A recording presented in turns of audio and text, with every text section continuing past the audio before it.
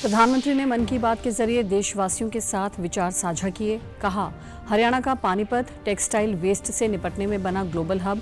खेलो India para games में पहला स्थान हासिल करने पर हरियाणा को दी बधाई।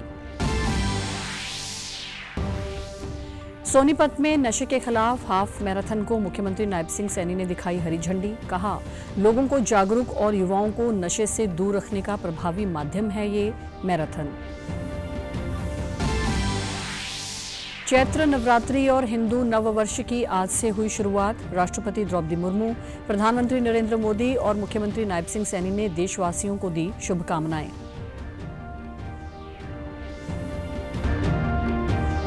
और मीनू बेनीवाल बने हरियाणा ओलंपिक संघ के अध्यक्ष। मंत्री कृष्ण लाल पंवार महासचिव और मनजीत सिंह बने कोषाध्यक्ष। नवगठित कमेटी की आज पंचकुला में हुई बैठक।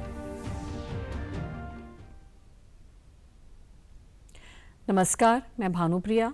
अब समाचार विस्तार से। प्रधानमंत्री नरेंद्र मोदी ने आज आकाशवाणी से मन की बात कार्यक्रम की 120वीं कड़ी में देश विदेश के श्रोताओं के साथ अपने विचार साझा किए। उन्होंने कहा कि आज वस्त्र अपशिष्ट यानी टेक्सटाइल वेस्ट की चुनौती पूरी दुनिया के लिए नई चिंता की एक बड़ी वजह बन गया है। 1% से भी कम टेक्सटाइल वेस्ट को नए कपड़ों में रिसाइकिल किया जाता है। भारत दुनिया का ऐसा तीसरा देश है जहां सबसे ज्यादा टेक्सटाइल वेस्ट निकलता है। इस चुनौती से निपटने के लिए देश में कई सराहनीय प्रयास किए जा रहे हैं। हरियाणा का पानीपत वस्त्र अपशिष्ट से निपटने में ग्लोबल हब बना है। प्रधानमंत्री ने कहा कि गर्मी के आते ही शहर शहर, गांव गांव पानी बचाने की तैयारी शुरू हो जाती है। उन्होंने इस बात पर संतोष व्यक्त किया कि कई राज्यों में जल संचय से जुड़े कामों में नई तेजी आई है। हर साल की तरह इस बार भी कैच द रेन अभियान के लिए कमर कस ली गई है। उन्होंने कहा कि जल संरक्षण से अधिक लोगों को जोड़ने के लिए जल संचय जन भागीदारी अभियान भी चलाया जा रहा है, ताकि जो प्राकृतिक संसाधन हमें मिले हैं उसे हम अगली पीढ़ी तक सही सलामत पहुंचा सकें।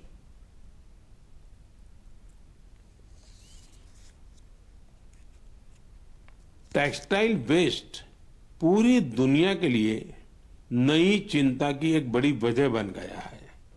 नए कपड़े लेने का चलन बढ़ रहा है। एक रिसर्च में यह सामने आया है, सिर्फ 1% से भी कम टेक्सटाइल वेस्ट को नए कपड़ों में रिसाइकिल किया जाता है। भारत दुनिया का तीसरा ऐसा देश है जहां सबसे ज्यादा टेक्सटाइल वेस्ट निकलता है। साथियों, टेक्सटाइल वेस्ट से निपटने में कुछ शहर भी अपनी नई पहचान बना रहे हैं। हरियाणा का पानीपत टेक्सटाइल रिसाइकलिंग के ग्लोबल हब के रूप में उभर रहा है। जल संरक्षण से ज्यादा लोगों को जोड़ने के लिए जल संचय जन भागीदारी अभियान भी चलाया जा रहा है।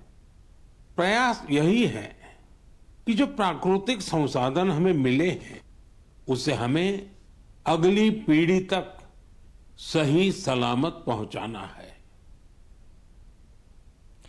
प्रधानमंत्री ने हाल ही में संपन्न खेलो इंडिया पैरा गेम्स में खिलाड़ियों के प्रदर्शन की सराहना की। उन्होंने कहा कि इन खेलों में इस बार पहले से ज्यादा खिलाड़ियों ने हिस्सा लिया। इससे पता चलता है कि पैरा स्पोर्ट्स लोकप्रिय हो रहा है। प्रतियोगिता में प्रथम स्थान हासिल करने पर उन्होंने हरियाणा के खिलाड़ियों को बधाई दी। उन्होंने दिल्ली में पहली बार आयोजित हुए फिट इंडिया कार्यक्रम की भी चर्चा की, जिसमें अलग अलग क्षेत्रों के करीब 25,000 लोगों ने हिस्सा लिया। इसका लक्ष्य फिट रहना और फिटनेस के बारे में लोगों में जागरूकता फैलाना था। उन्होंने लोगों से अपने अपने क्षेत्रों में ऐसे आयोजन करने की अपील की। उन्होंने कहा कि माय भारत इसमें बहुत मददगार बन सकता है। संपन्न हुए खेलो इंडिया पैरा गेम्स में एक बार फिर खिलाड़ियों ने अपनी लगन और प्रतिभा से सबको हैरान कर दिया। इस बार पहले से ज्यादा खिलाड़ियों ने इन खेलों में हिस्सा लिया। इससे पता चलता है कि पैरा स्पोर्ट्स कितना पॉपुलर हो रहा है। हरियाणा, तमिलनाडु और यूपी के खिलाड़ियों को पहला, दूसरा और तीसरा स्थान हासिल करने के लिए शुभकामनाएं देता हूं। एक इनोवेटिव आइडिया के रूप में पहली बार फिट इंडिया कार्निवल का आयोजन किया गया। इसमें अलग अलग क्षेत्रों के करीब 25,000 लोगों ने हिस्सा लिया। इन सभी का एक ही लक्ष्य था, फिट रहना और फिटनेस को लेकर जागरूकता फैलाना। प्रधानमंत्री ने कहा कि अंतर्राष्ट्रीय योग दिवस में अब 100 दिन से भी कम समय रह गया है। उन्होंने लोगों से योग को अपने जीवन में शामिल करने का आग्रह किया। प्रधानमंत्री ने आज से शुरू हुए चैत्र नवरात्रि के अवसर पर पूरे देश को शुभकामनाएं भी दी। आज से भारतीय नववर्ष भी शुरू हो रहा है। प्रधानमंत्री ने इस बात पर प्रसन्नता व्यक्त की कि बिहार, बंगाल, तमिलनाडु और गुजरात जैसे राज्यों के लोगों ने उन्हें विभिन्न त्योहारों के बारे में अपनी स्थानीय भाषा में शुभकामनाएं भेजी हैं। प्रधानमंत्री ने कहा कि अगले कुछ दिनों में ईद, असम में रोंगाली बिहू, बंगाल में पोइला वैशाख और कश्मीर में नवरेह सहित विभिन्न त्योहार मनाए जाएंगे। उन्होंने देश के लोगों को शुभकामनाएं देते हुए कहा कि ये त्योहार भारत की विविधता में एकता का प्रतीक हैं। योग दिवस में अब 100 दिन से भी कम समय रह गया है। अगर आपने अपने जीवन में अब तक योगा को शामिल नहीं किया है तो अब जरूर कर लीजिए, अभी देर नहीं हुई है। आज से चैत्र नवरात्र की शुरुआत हो रही है। आज से भारतीय नववर्ष का भी आरंभ हो रहा है। इस समय मेरे सामने आपकी ढेर सारी चिट्ठियां रखी हुई है। कोई बिहार से हैं, कोई बंगाल से, कोई तमिलनाडु से हैं, कोई गुजरात से हैं। इनमें बड़े रोचक तरीके से लोगों ने अपने मन की बातें लिखकर भेजी है। कई सारी चिट्ठियों में शुभकामनाएं भी हैं, बधाई संदेश भी हैं। प्रधानमंत्री ने विद्यार्थियों को ग्रीष्मकालीन अवकाश के दौरान सकारात्मक कार्य करने की सलाह देते हुए कहा कि गर्मी की छुट्टी ऐसा समय है जब हम किसी नए शौक को अपनाने के साथ ही अपने हुनर को और तराश सकते हैं। आज बच्चों के लिए ऐसे प्लेटफॉर्म की कमी नहीं जहां वे काफ़ी कुछ सीख सकते हैं। उन्होंने युवा श्रोताओं के लिए माई भारत नामक खास कैलेंडर की चर्चा की, जिसे इस वर्ष की गर्मियों की छुट्टी के लिए तैयार किया गया है। उन्होंने कहा कि इस कैलेंडर से कुछ अनूठे प्रयास किए गए हैं। इस कैलेंडर के स्टडी टूर में युवा छात्र जन औषधि केंद्रों के बारे में जानकारी ले सकते हैं। मुख्यमंत्री नायब सिंह सैनी ने आज कुरुक्षेत्र के गांव समानी में ग्रामीणों के साथ प्रधानमंत्री नरेंद्र मोदी के मासिक रेडियो कार्यक्रम मन की बात को सुना। इस दौरान पूर्व राज्य मंत्री सुभाष सुधा, जिला अध्यक्ष तेजेंद्र सिंह गोल्डी, चेयरमैन धर्मवीर मिर्जापुर सहित अनेक गणमान्य मौजूद रहे। इस अवसर पर मुख्यमंत्री नायब सिंह सैनी ने प्रदेशवासियों को नवरात्रों व हिंदू नववर्ष की बधाई देते हुए कहा कि ये कार्यक्रम पूरे देश के मन की बात बन चुका है। इस कार्यक्रम में प्रधानमंत्री उन लोगों के बारे में बात करते हैं जो लीग से हटकर उल्लेखनीय काम कर रहे हैं और देश की उन्नति में अपना योगदान दे रहे हैं। ऐसे लोगों के कार्यों से अन्य लोगों को भी प्रोत्साहन और प्रेरणा मिलती है। नवरात्रे हमारा नववर्ष, इसका शुभारंभ हुआ है। मैं पूरे हरियाणा प्रदेश वासियों को आज समानी गांव में मैंने आदरणीय प्रधानमंत्री जी की पूरे गांव के साथ मन की बात को सुना है। मैं सभी को नवरात्रों की बहुत बहुत बधाई और शुभकामनाएं देता हूं। आदरणीय प्रधानमंत्री जी हर महीने में लास्ट संडे देश के लोगों से जुड़ करके मन की बात करते हैं और उस मन की बात में जो देश में लोगों ने अपने अपने क्षेत्र में अच्छे काम किए हैं, जिनसे देश के लोगों को प्रेरणा और उनके कामों की सराहना होती है, वो मिलते हैं। उसका लाभ भी पूरे देश को मिलता है और लोग उसके अंदर आगे बढ़ करके काम करने के लिए प्रेरित होते हैं। मुख्यमंत्री ने कहा कि सरकार ने सरसों व गेहूं की खरीद के लिए व्यापक प्रबंध किए हैं। उन्होंने अधिकारियों को आवश्यक निर्देश दिए हैं। उन्होंने कहा कि प्रधानमंत्री नरेंद्र मोदी 14 अप्रैल को प्रदेशवासियों को 2 बड़ी सौगात देने हरियाणा आ रहे हैं। साथ ही उन्होंने कांग्रेस पर निशाना साधते हुए बताया कि स्थानीय निकायों के विकास के लिए 537 करोड़ रुपए का बजट भेज दिया गया है। बैठा था, इसको लेकर के अधिकारियों से मैंने चर्चा की है। हमारे पास सभी प्रबंध हैं। उठान को लेकर के भी वो चल रहा है, क्योंकि आजकल मशीनी युग है, इसको लेकर के भी हमने चर्चा की थी। देश के यशस्वी प्रधानमंत्री आदरणीय मोदी जी 14 अप्रैल को भारत रत्न बाबा साहेब भीमराव अंबेडकर जी की जयंती के अवसर के ऊपर हरियाणा को दो बड़ी सौगातें। एक पहला हरियाणा का एयरपोर्ट जिसको आदरणीय प्रधानमंत्री जी चालू कर देंगे। यमुनानगर के अंदर एक 800 मेगावाट का थर्मल पावर के यूनिट का उसका शिलान्यास करेंगे। 537 करोड़ रुपए की स्थानीय निकाय के उस दिन जिस दिन शपथ हुआ था उस दिन हमने ये बजट उनके खाते में विकास कार्यों के लिए डाला था।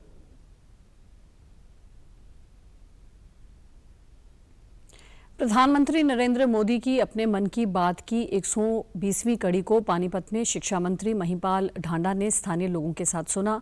शिक्षा मंत्री ने कहा कि इस कार्यक्रम के माध्यम से प्रधानमंत्री कमजोर लोगों को एक बेहतर मंच उपलब्ध करवा रहे हैं और वोकल फॉर लोकल के आह्वान के साथ आत्मनिर्भर भारत के सपने को बल दे रहे हैं।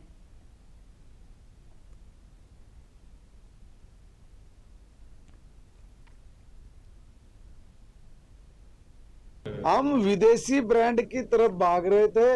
प्रधानमंत्री जी ने स्वदेशी यानी लोकल फॉर वोकल का प्रचार प्रसार किया। लोकल फॉर वोकल के दम पे आत्मनिर्भर भारत बनाना, ये माननीय प्रधानमंत्री जी की सोच, उनकी काम करने की कार्यशैली और उनकी कुशलता पे निर्भर करता है।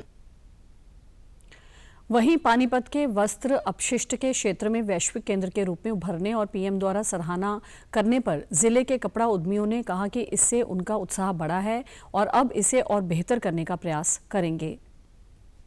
मंत्री नरेंद्र मोदी जी ने मन की बात कार्यक्रम के 120वें एपिसोड में पानीपत के बारे में जिक्र किया कि किस प्रकार पानीपत में रिसाइकलिंग का व्यापार करके पुराने कचरे का इस्तेमाल करके धागे का पुनः निर्माण किया जाता है और किस प्रकार उस धागे को दोबारा से हैंडलूम व्यापार में इस्तेमाल किया जाता है। इससे हमारे व्यापारी भाइयों का बहुत ही मोटिवेशन बढ़ा, जिसके लिए हम माननीय प्रधानमंत्री नरेंद्र मोदी जी का दिल से आभार व्यक्त करते हैं।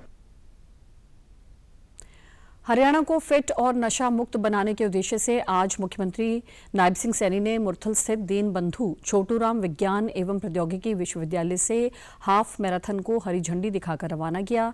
इस मौके पर उन्होंने इस आयोजन में शामिल सभी लोगों की प्रशंसा करते हुए कहा कि ये मैराथन खेलों के प्रति जागरूकता बढ़ाने और युवाओं को नशे से दूर रखने का अच्छा और प्रभावी माध्यम है। स्कूल कॉलेज के छात्रों, पुलिस, आम नागरिकों और बुजुर्गों की भागीदारी ने इसे और खास बना दिया है।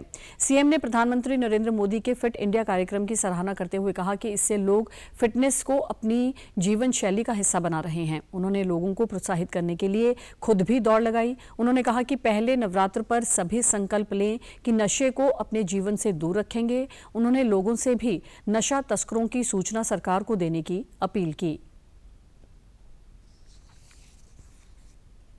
पूरे प्रदेश में मैराथन राहगिरी का आयोजन भी इसी उद्देश्य में जागरूकता लाना है। यही नहीं, हम सबको फिटनेस के प्रति लगातार जागरूक कर रहे हैं। आप जानते हैं कि हमारे देश के यशस्वी प्रधानमंत्री नरेंद्र मोदी जी ने भी 29 अगस्त 2019 को फिट इंडिया कार्यक्रम की शुरुआत किया था। उनका उद्देश्य फिटनेस को जीवन में का अभिन्न अंग बनाना है। मैं आदरणीय प्रधानमंत्री नरेंद्र मोदी जी का भी धन्यवाद करना चाहूंगा, जिन्होंने फिटनेस को जीवन शैली का अभिन्न अंग बनाने के लिए फिट इंडिया मूवमेंट का शुभारंभ किया था। यह दौड़ खेलों के प्रति जागरूकता पैदा करने और नशे से के खिलाफ यह पूरे समाज को लामबंद करने की दौड़ है। वहीं इस मौके पर कैबिनेट मंत्री डॉक्टर अरविंद शर्मा ने कहा कि नशा मुक्ति हरियाणा व नशा मुक्त भारत तभी संभव है जब इसमें हर एक नागरिक की भागीदारी सुनिश्चित हो।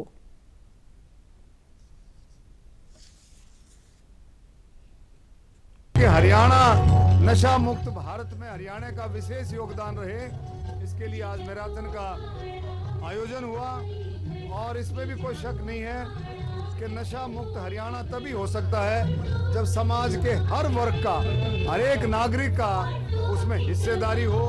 हर नागरिक जागरूकता अभियान का हिस्सा बने और इसी के कारण इसी के लिए आज मैराथन का आयोजन हुआ। कार्यक्रम में प्रदेश अध्यक्ष मोहनलाल, विधायक निखिल मदान और विधायक देवेंद्र कादियान, लोक गायक केडी सहित कई गणमान्य शामिल हुए। मैराथन के दौरान लोगों के मनोरंजन के लिए सांस्कृतिक कार्यक्रमों का भी आयोजन किया गया। हाफ मैराथन के लिए 40,000 से अधिक लोगों ने अपना पंजीकरण कराया और दौड़ लगाई। आयोजन में भाग लेने वाले धावकों ने इसे बेहतर पहल बताते हुए कहा कि ऐसे आयोजन से समाज में एक अच्छा संदेश जाता है। युवाओं में जागरूकता फैलाने के लिए आजकल यूथ नहीं, सब उम्र के सब लोगों में आजकल ड्रग्स का बहुत ज़्यादा हो रखा है और इसको हमें कम करने के लिए, लोगों में जागरूकता फैलाने के लिए बहुत ही अच्छा तरीका है। इससे हमारी फिटनेस भी अच्छी होगी और लोगों को पता भी लगेगा, अवेयरनेस भी होगी। इस तरह के आयोजन हरियाणा सरकार की तरफ से किए जा रहे हैं, बहुत ही सराहनीय कार्य है और मुझे लगता है जिस तरह से खेल विश्वविद्यालय, डिस्ट्रिक्ट एडमिनिस्ट्रेशन और आमजन इस रेस में भाग ले रहे हैं तो आने वाले समय में ये एक बहुत अच्छा इनिशिएटिव होगा और मुझे उम्मीद है कि हरियाणा के दूसरे शहरों में भी इस तरह के आयोजन किए जाएंगे। शक्ति की आराधना के प्रतीक चैत्र नवरात्रि आज से शुरू हो गए हैं, जो 6 अप्रैल तक जारी रहेंगे। भारत के विभिन्न राज्यों में नवरात्र बड़े धूमधाम से मनाए जाते हैं। पंचांग के अनुसार चैत्र नवरात्र का आरंभ चैत्र मास की शुक्ल पक्ष की प्रतिपदा तिथि से आरंभ होकर नवमी तिथि तक होते हैं। आज हिंदू नववर्ष भी शुरू हो रहा है, जिसे नव संवत्सर भी कहा जाता है। महाराष्ट्र और गोवा में इसे गुड़ी पड़वा, आंध्र प्रदेश और कर्नाटक में युगादि, कश्मीर में नवरेह, असम में बिहू और सिंधी हिंदू चेती चांद के रूप में मनाते हैं। आज से विक्रम संवत 2082 की भी शुरुआत हो गई है। इस दिन ऋतु परिवर्तन भी होता है और गर्मी की शुरुआत भी हो जाती है। नवरात्र के दिनों में मां दुर्गा के 9 स्वरूपों की पूजा की जाती है और पहले दिन मां शैलपुत्री की पूजा कर इस उत्सव का आरंभ होता है।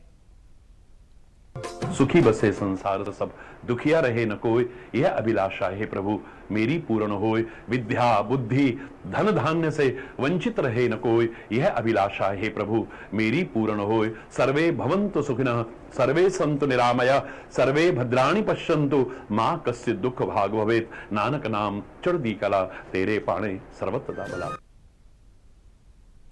हिंदू नववर्ष और चैत्र नवरात्रि पर राष्ट्रपति द्रौपदी मुर्मू ने देशवासियों को शुभकामनाएं दी हैं। उन्होंने कहा कि वसंत ऋतु के आगमन पर मनाए जाने वाले ये त्यौहार भारतीय नववर्ष की शुरुआत का प्रतीक है।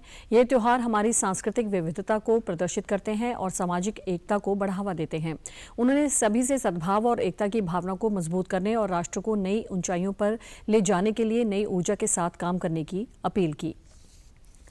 नवरात्रि के पहले दिन कैथल में प्राचीन हिंगलाज, बड़ी माता और छोटी माता मंदिरों के अलावा अन्य मंदिरों में पहुंचकर श्रद्धालुओं ने सुबह से ही मां शैलपुत्री की आराधना की।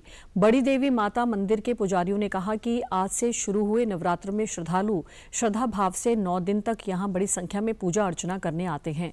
इस प्राचीन बड़ी देवी माता मंदिर की बहुत मान्यता है। इस बार चैत्र नवरात्र की अष्टमी और महानवमी का संयोग देखने को मिल रहा है, क्योंकि इस बार पंचमी तिथि का क्षय हो रहा है। ऐसे में 8 दिनों तक मां दुर्गा के अलग अलग स्वरूपों की पूजा अर्चना की जाएगी।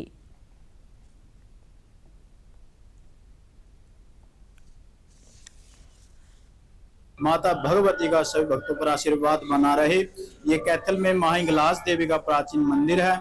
यहाँ से भक्त प्रथम नवरात्रि को माता शैलपुत्री जो नवरात्र है, और यहाँ कैथल के जो यहाँ के आसपास के वासी हैं और यहाँ से माता रानी की जोत, अखंड जोत लेके जाते हैं। तो अपने घरों में 9 दिन माता रानी की पूजा करते हैं, उस जोत को जगाते हैं और माता रानी की यहाँ पर 9 दिन अलग अलग स्वरूपों में माता दर्शन देने आती है। और माता छठ और सातम को यहाँ हमारे कैथल मंदिर में मेला लगता है। जय माता। मंदिरों में श्रद्धालु उत्साह और श्रद्धा भाव से माता के जयकारे लगाते हुए लाइनों में लगे थे। इस मौके पर उन्होंने कहा कि ऐसा विश्वास है कि जो श्रद्धालु भक्ति भाव से पूजा अर्चना करके सभी नियमों का पालन करते हैं, उन्हें भगवती की पूर्ण कृपा प्राप्त होती है। मंदिर है जी, और यहाँ लोगों की बहुत तगड़ी श्रद्धा है जी, और यहाँ जो भी मांगते हैं माता उनकी पूरी तमन्ना करती है जी, पूरी मतलब उनकी सहायता करती है जी, पूरी उनकी सेवा करती है। और ये मंदिर यहाँ हमारे कैथल की बहुत शान है, और यहाँ बहुत श्रद्धा से लोग, बहुत दूर दूर से लोग यहाँ आते हैं जी। माता रानी है जो ये बड़ी देवी माँ सबकी मनोकामना पूर्ण करती है। हमारा तो सब कुछ यही है, सब कुछ करने वाली यही है। हर जो भी बंदा आता है ना इसके दर से खाली नहीं जाता। सबकी मनोकामना पूर्ण करने वाली मेरी बड़ी देवी माता की जय हो। जो भी कामनाएं करते हैं वो पूरी करते हैं श्रद्धा से। हर सभी लोग शहर के यहाँ आते हैं और माता की दुआएं मांगते हैं और माता इनको सब पूरा करती है। हरियाणा ओलंपिक संघ का गठन हो गया है। आज पंचकुला में सभी नव पदाधिकारी पहुंचे। Justice HS. भल्ला ने सभी नवनिर्वाचित सदस्यों के नामों की घोषणा की। इसके बाद नए अध्यक्ष मीनू बेनीवाल की अध्यक्षता में नवनिर्वाचित सदस्यों की बैठक भी हुई। इस अवसर पर मीनू बेनीवाल ने कहा कि निष्पक्षता उनकी प्राथमिकता रहेगी, सभी साथियों को साथ लेकर चलेंगे। खेलों में हरियाणा को अब जमीनी स्तर से उठाया जाएगा और नियमित प्रतियोगिताएं करवाई जाएंगी। हमारा लक्ष्य 2036 का ओलंपिक है। हम ग्रामीण खेलों को भी बढ़ावा देंगे। युवाओं को खेलों से जोड़ने के लिए उन्हें आर्थिक सहायता, प्रशिक्षण सहित सभी सुविधाएं मुहैया करवाई जाएंगी। निष्पक्षता निष्पक्ष रहेंगे और कोई भेदभाव नहीं होने देंगे और सबको साथ लेके चलेंगे। परिवार के जिस तरह से हमारे परिवार ने चुनाव लड़ा है, पहली बार इतने सालों में हमने एकजुट होकर सर्वसम्मति से सब लोगों ने बेहतर तरतीब से चुनाव किया। ऐसे ही हम इकट्ठे रहेंगे और खिलाड़ियों को तरजीह दी जाएगी। आप एसोसिएशन में भी, एडवाइजरी में भी और सब जगह उनका मान सम्मान किया जाएगा। पुराने खिलाड़ियों से मार्गदर्शन लेंगे। जो भी हमारा मिशन 2036 है ओलंपिक्स के लिए, खेलों के प्रति हर प्रकार से, चाहे वो आर्थिक व्यवस्था हो, चाहे खेलों के लिए ट्रेनिंग के लिए जगह, चाहे उत्साहवर्धन के लिए विभिन्न हमें जो भी उत्साहवर्धन के लिए स्कीम्स बनी हुई है सरकार की, उनके साथ हरियाणा ओलंपिक एसोसिएशन किस प्रकार से चल के और उसको अपनी सिनर्जाइज करे, उसको ऐड करे, उसके अंदर और ताकत लेके आए, वो हमारा प्रयास है। वहीं कैबिनेट मंत्री व हरियाणा ओलंपिक संघ के महासचिव कृष्ण लाल पंवार ने बताया कि आज पहली बैठक हुई है। संघ का लक्ष्य है कि हरियाणा के खिलाड़ी खेलों में और भी बेहतर प्रदर्शन करें। तो इसमें निश्चित रूप से हम हरियाणा प्रदेश ओलंपिक संघ पूरे देश के अंदर आज प्रदेश मानता है कि Haryana Olympic, Asiad, national game में सबसे ज्यादा मेडल आते हैं और हरियाणा प्रदेश के आते हैं। तो निश्चित रूप से ये जो हमारी रिपोर्टिंग बनी है तो हरियाणा प्रदेश की सभी गेमों को हम प्रमोट करेंगे और निश्चित रूप से आने वाले एशियाड में, ओलंपिक में हरियाणा प्रदेश में ज्यादा मेडल आए, उन बच्चों को निश्चित तौर से करने का। केंद्रीय कानून मंत्री अर्जुन राम मेघवाल ने कल अपने चंडीगढ़ दौरे के दौरान भाजपा कार्यालय में अधिवक्ताओं से मुलाकात की और भारतीय न्याय प्रणाली व सुशासन के महत्व पर अपने विचार रखे। इस दौरान उन्होंने कहा कि भाजपा सरकार न्याय प्रक्रिया को पारदर्शी और सुलभ बनाने के लिए निरंतर प्रयासरत है। अधिवक्ताओं की भूमिका देश की न्याय व्यवस्था को मजबूत बनाने में अहम है। एक राष्ट्र एक चुनाव को उन्होंने देश हित में बताते हुए कहा कि इससे समाज के सभी वर्गों को लाभ मिलेगा।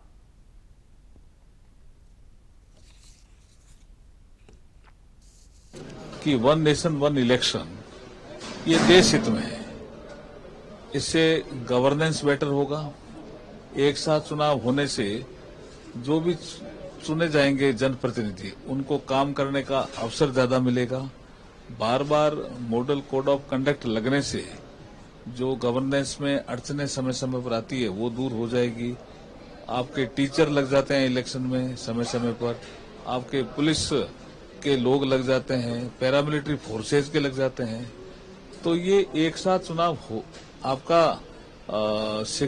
ये 52 में हुआ, फिर 57 में हुआ, 62 में हुआ, 67 में हुआ, होता ही रहा है। इसलिए कोई इसमें उन्होंने दिक्कत है पंजाब नहीं। में बिगड़ती कानून व्यवस्था का जिक्र करते हुए कहा कि इस बारे में सवाल लोकसभा और राज्यसभा में उठते रहते हैं। पंजाब में नशे का चलन बढ़ा हुआ है और कानून व्यवस्था का बड़ा बुरा हाल है। इसलिए केंद्र सरकार ने नशे के खिलाफ मुहिम चला रखी है।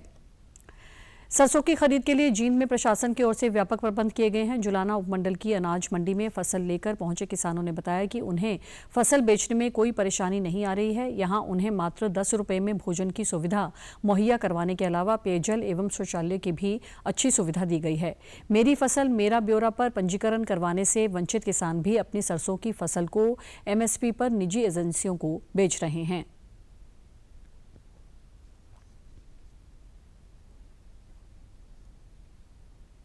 जुलाना अनाज मंडी में सरसों खरीद के लिए सरकार की तरफ से सारे प्रबंध किए गए हैं। सरकार MSP रेट पे बिक रही है।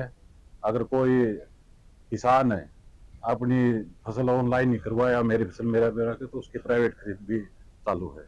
सरसों में ठीक है, चल रहा है जी खरीद में। सरसों लेके आया था, ठीक बिक रही है, कोई तकलीफ नहीं है। युवा अनाज मंडी में सरसों के गेट पास कट रहे हैं और आते जाते बिक जाती है।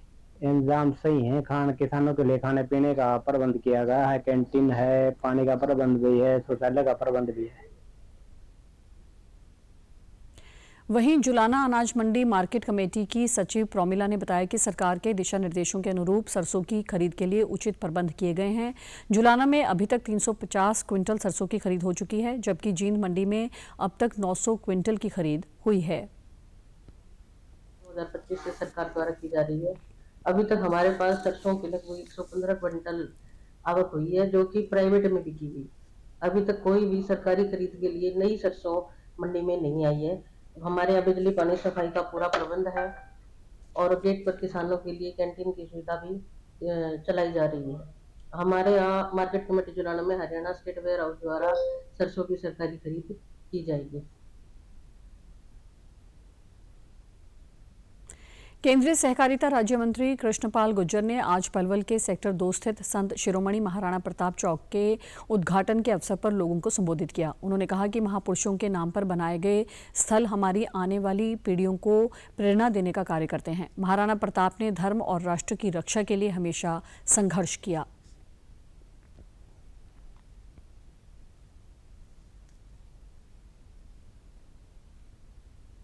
तो शहर की सुंदरता के लिए इस तरह महापुरुषों के नाम पर चौकों का नाम रख के उसका सौंदर्यीकरण किया जाएगा, तो उससे शहर की सुंदरता को चार छाप लेते हैं। और महापुरुषों के नाम पर अगर हम याद रखेंगे तो आने वाली पीढ़ियों को ऐसे महापुरुषों ने से जिन्होंने देश और राष्ट्र के लिए अपना सब कुछ न्यौछावर किया, तो उनसे आने वाली पीढ़ियों को प्रेरणा मिलती है और हम लोगों को भी गर्व होता है ऐसे महापुरुषों के नाम पर अगर किसी भी चीज का शुभारंभ होता है।